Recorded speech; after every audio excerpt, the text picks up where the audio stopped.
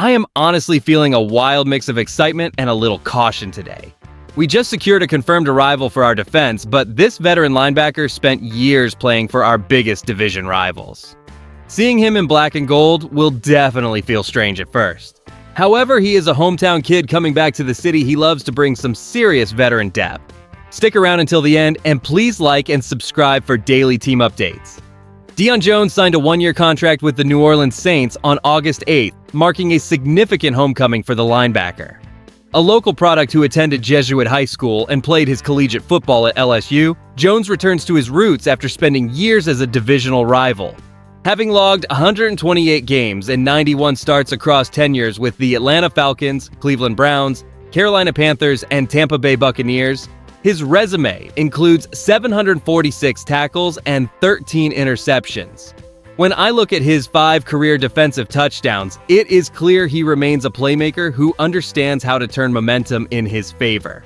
This is where it gets real, because he now transitions from being the enemy to a core piece of this defense. During his time facing the organization, he admitted there was never genuine hatred, calling New Orleans the heartbeat of his city. Upon finalizing the deal, he told me that he lets God guide his path, viewing this opportunity as a higher power sending him back home. Fans are rightfully buzzing about what his arrival means for a linebacker core that already features Pete Werner, Danny Stutzman, and Caden Ellis. I am watching closely to see if he settles into a specialized role on the second unit or contributes immediately on special teams.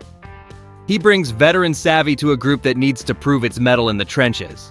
Will his familiarity with the scheme allow him to bypass the usual learning curve? Or is the adjustment period going to be longer than the front office expects? That remains the most critical question as the roster settles into shape for the year ahead. I want to know exactly how much snaps he claims during these next critical practices, because his presence changes the internal math for every other depth player fighting for their roster spots. How does a player with 128 games of experience and 91 starts view a simple one-year deal? For a veteran, this is about fit and finding the right environment to extend a career that has already seen stops in Atlanta, Cleveland, Carolina, and Tampa Bay. My perspective on this move is that it is a strategic acquisition rather than a splashy signing. After racking up 746 tackles and 12 sacks, the physical toll is undeniable. Yet the Saints front office clearly prioritizes the 53 pass breakups and the instinctual nature he brings to the second level. Let's be real about the motivation here. This return home to New Orleans provides a level of comfort that could unlock production that had seemingly dipped during his brief time as a division rival. His transition back to the heartbeat of the city after stints with 4 other organizations shows he is ready to embrace a potentially limited but focused role. Will his presence help anchor a unit currently balancing the development of younger linebackers?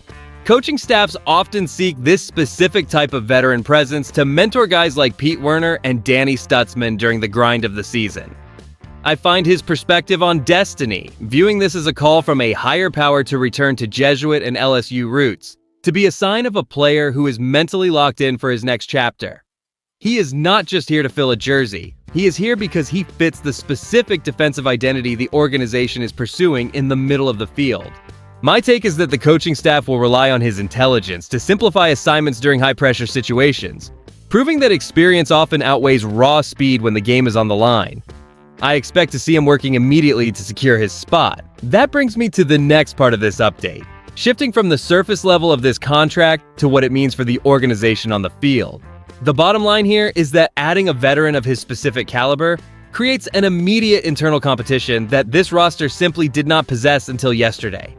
I look at this signing as a calculated hedge against the inevitable wear and tear of a long season, specifically regarding the workload of Pete Werner and Danny Stutzman.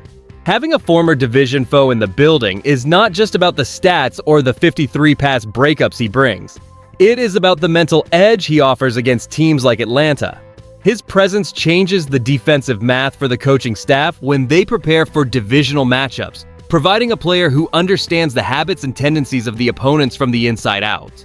Does this single one-year deal automatically vault the unit to the top of the league? Probably not, but it provides the kind of depth that prevents a collapse when injury inevitably strikes. My assessment is that his versatility allows the defensive coordinator to experiment with looks that were previously off the table due to personnel limitations.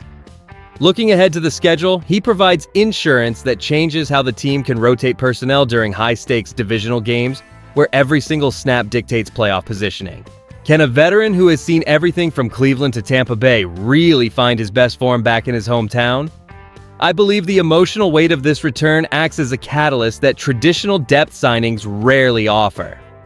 By securing a player of his experience for this price, the front office has effectively bolstered their floor without sacrificing their flexibility for the future. He is clearly ready to work for every single snap. Returning to the roots of one's career is rarely simple, but for a veteran like Deion Jones, this journey back to New Orleans carries a unique weight that could prove productive.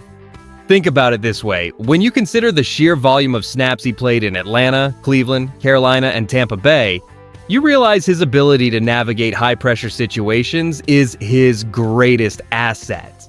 Bringing back a guy who understands the heartbeat of this specific city provides more than just roster depth, as his comfort level within the region could allow him to settle in faster than a typical free agent pickup. Is there a downside? Certainly, because his physical history over 128 games raises natural questions about how much speed he still possesses compared to younger players like Pete Werner, Danny Stutzman, or Caden Ellis. Many observers around the league remain curious if he can still cover ground against modern tight ends, or if his role will be relegated primarily to short yardage and special teams duties. I find the debate about his long-term impact to be split, as some analysts suggest his veteran instinct compensates for lost time, while others worry his best years are firmly behind him. Honestly, my take here is that the organization is not asking him to carry the defense alone, but rather to act as an insurance policy that allows the coaching staff to rotate personnel with confidence. The fact that he views this return through such a deeply personal lens suggests his commitment level will be high, which often pushes players to exceed their projected output. Will this one-year deal ultimately be remembered as a savvy homecoming or just another depth signing? The answer lies in his health and how quickly he adapts to the current defensive scheme currently taking shape under the watchful eyes of the staff. When you connect the homecoming of a local talent like Deion Jones with the current construction of the roster, the picture that emerges is one of a front office looking to stabilize the middle of the field with proven, battle-tested veterans.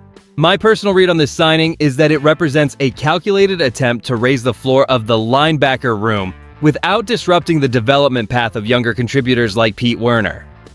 Bringing a player with over 100 career starts back to his roots at Jesuit and LSU is a move designed to add immediate composure, especially during those high-leverage defensive stands where experience dictates the outcome.